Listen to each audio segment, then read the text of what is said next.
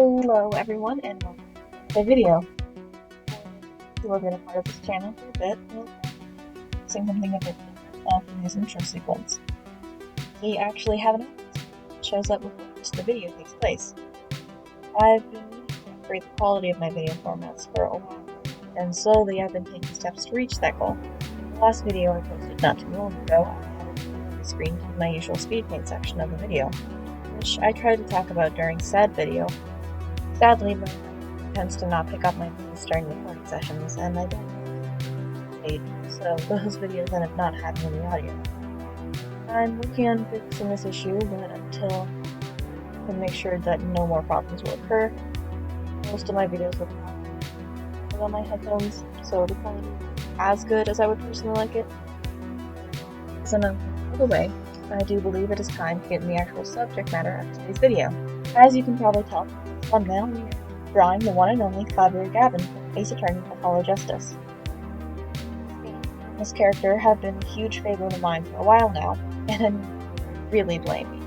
This man is incredibly hot. For those of you who played Apollo Justice before, Klavier Gavin is the prosecutor. He also happens to be the lead singer and guitarist of his band, the Gavineers. His older brother, Christoph Gavin, is also Apollo's mentor, who we met in the first trial. Before I get too far into Klavier's backstory,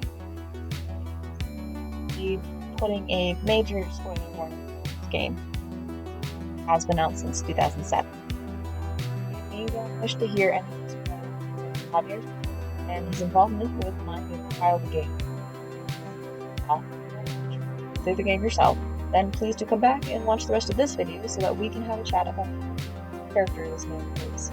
Klavier started his career as a prosecutor at an incredibly young age, taking on his first case at only 17. He was originally supposed to take on his brother in the courtroom, however, before the trial began, Christoph informs Klavier that he was right with taking the stand instead.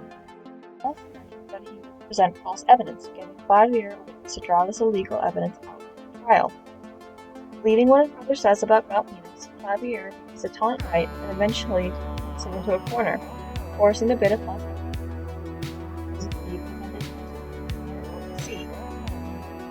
This evidence, as the player learns earlier, is a page that supposedly came from the deceased's diary. When this evidence was given to Phoenix, he did not know it had been faked, unaware of who sent Trucy, his adopted daughter, to give it to him. The exposure of this false evidence inevitably frames Phoenix as a fraud, costing him his attorney badge. However, before a verdict can be reached for the trial's defendant, the defendant disappears, causing the trial to be unfinished, and it would stay that way for several years. After this trial, Klavier took a break from his life as a prosecutor to focus on his musical career, forming together his band, the Gavineers, which quickly became a large success, the song Guilty Love being one of their best and biggest performing songs. 7 years later, a trial occurs that reveals none other than Christoph Gavin as the murderer of the victim. His case being closed by none other than the new defense attorney, Apollo Justice, who we talked about earlier being a student of Christoph. This intrigued Klavier, wanting to be the man who managed to lock away his brother behind bars. Klavier's Now, the episode that I'm about to talk about is the final case of the entire game, and my overall favorite. About each part and why I love it so much would take forever and honestly deserves a whole extra long video in itself. But I will be trying my best to cover the trial bits in full in this video, since the investigation portions of the game are too long for in-depth analysis. The only portion of this investigation probably is one of the most creative ways I've seen any game go about giving the evidence you need to succeed. This final case is called Turnabout Succession, and is one of my favorite ending cases in the entire franchise. The investigation plays a huge part of this, particularly one section of it. This section of said investigation follows Phoenix as he shows the player 7 years ago, and after that fateful trial, he lost his attorney's badge. He also goes about showing players the actions he had to gather more evidence for the case we're dealing with currently. Since like a lot of the Ace Attorney games, and finishing cases from the past that wrongly lost a person during its final case. It ends up in a space between worlds, almost a Matrix type situation. We start to learn more about the characters and what truly happened on that fateful night that plunged the world into the dark age of the law. The false evidence is seen everywhere in court to prove whatever side's argument as truth. Now, onto the body of this case and the trial itself. The trial is meant to impose a new type of system where the jury is who decides the fate of the defendant instead of the judge.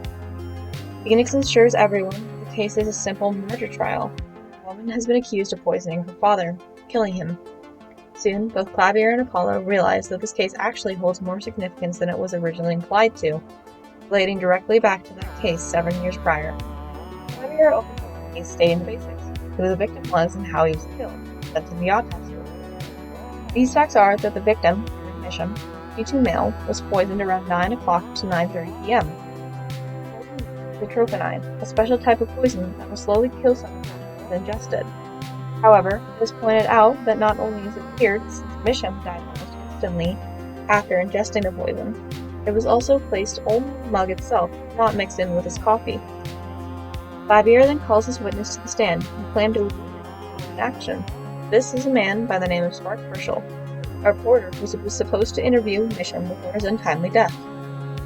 We learned that Misham was writing a letter while he was meeting with Herschel, stating that this letter was hastily sealed away in a yellow envelope. This fact is immediately seen as important since the only type of envelope we had found during our investigation was one red envelope, was addressed to Misham 7 years ago. We then come to learn that Misham actually had a special talent for creating forgeries. This letter that Misham had written is where his killer had struck, by liking the stamp, sealed the envelope, ingested the poison, then transferring it over to the stamp was found inside the picture frame Misham's death. Traces of the atropinine poison found on the frame itself. The same traces are also found on the leaf as well. Klavier then points out how ridiculous the stamp now of all time, as it was after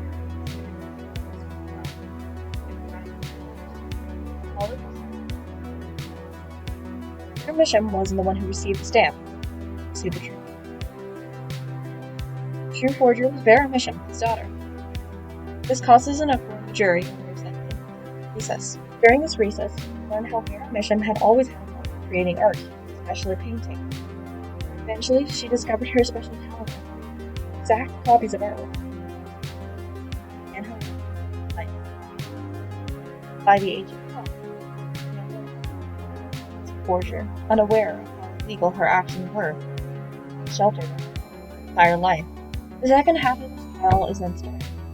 Once again, we begin on the path of revealing the truth that has been hidden from us for so long. Finally, 7 years ago, balls Vera Misham was brought to the stand by the U.S. nervous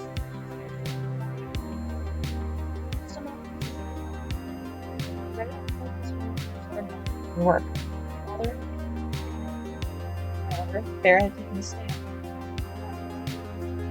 While some of life she stated that she was able to perfectly follow signatures and even draw letters. That was the face that went with the name, the clients in delivering his commission.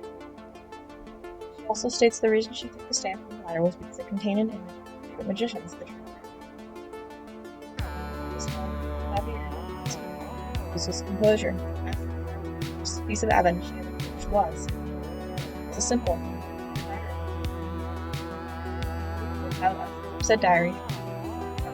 However, when also the client of said diary, Vera states she attempts to tell the court his name. This sadly doesn't end well. She begins to choke before she passes out. Those two words were. Discovered Vera has been poisoned by nothing other than atropinine. This brings on the end. The second day begins when both sides determine to give a verdict for this case, regardless of the defendant is present. Klavier begins this court day saying that Vera herself had been killed using the same poison on herself as she did her father. She repeats this, stating that Vera was actually the victim. Was born Christoph Gavin. His alibi being He could have poisoned her and 7 years ago. That was then summoned as a special witness in the stand. Stating himself. Especially the method.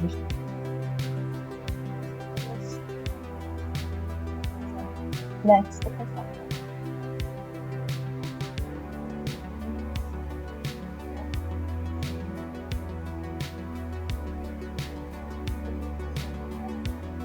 Was found in the argument is that he and permission ever used the stand before. As stated before,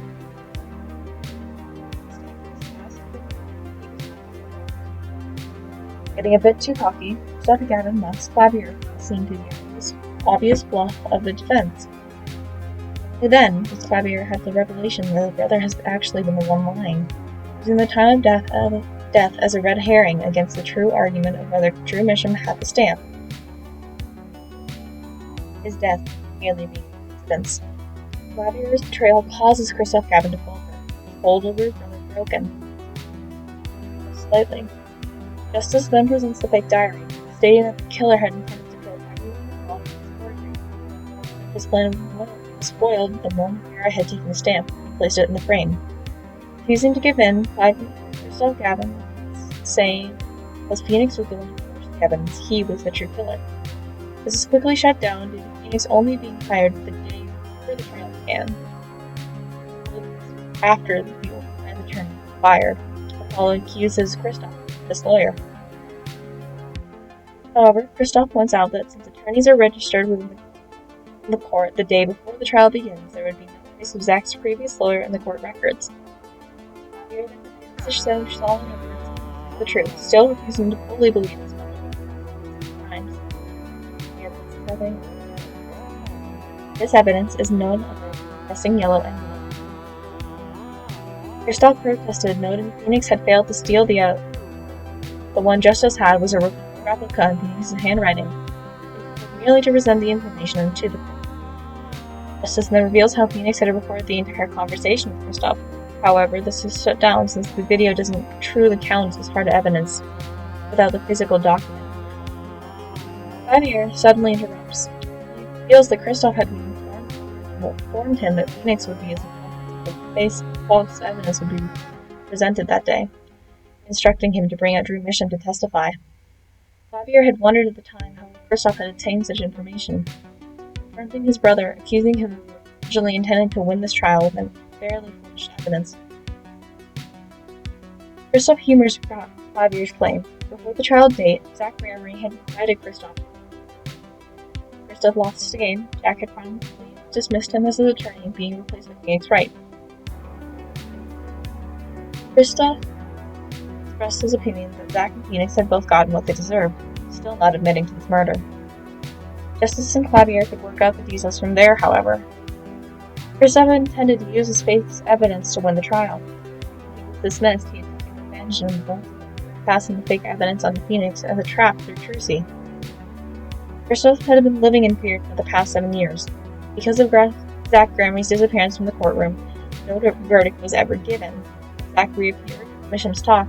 The fact that Christoph had ordered the perjury would be revealed. Desperate to protect his secret, Christoph had kept tabs on every party involved in the case: Misham's, Herschel, and Wright. After 7 long years, Christoph had killed Shady Smith, who justice revealed was actually Zach Gramery. It all started whoever defended Zach successfully forward along the public, legal circles.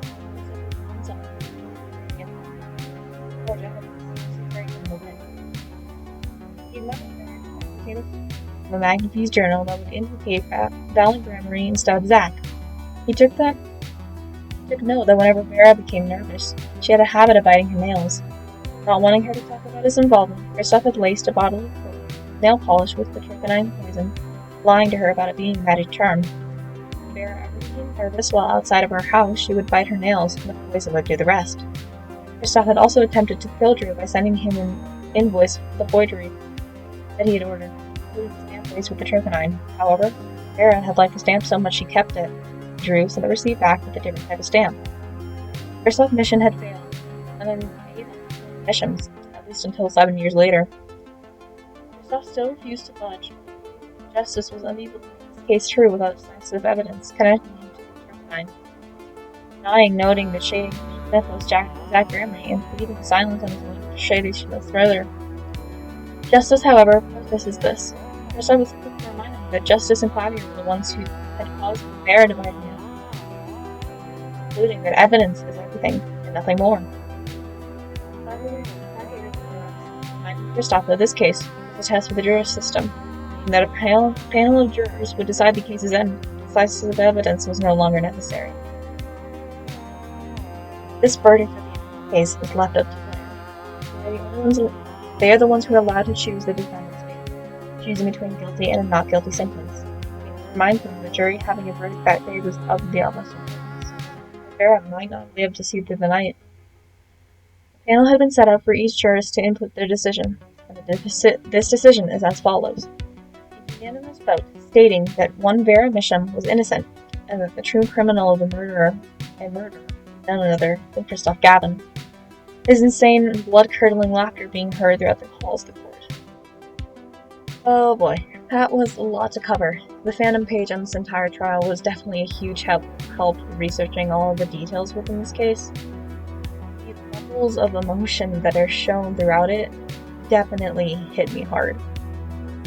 Seeing Christoph broken as his seemingly perfect plan falls apart before his very eyes. Klavier is trying his best to believe his killed a man, and watching Apollo try his best to believe this is true villain. It's open. He studied in the law firm. This case has been one of my favorite from the entire franchise for over only by Cosmic Turbo, which is also a highly emotional case and involves one of my other favorite characters from the franchise. Those two entire videos, ones that would take at least an hour to explain, not more. But hey, this video does well enough, I might write up a whole script for it as well. Part of not only Klavier, as well as some other scenes from the game. However, it's time for us to reach our not guilty verdict in this video and take a look at the final artwork. Watching this speaking as I rambled on about one of my favorite games. And until next time, everyone, may we cross paths again once more in this adventure through space.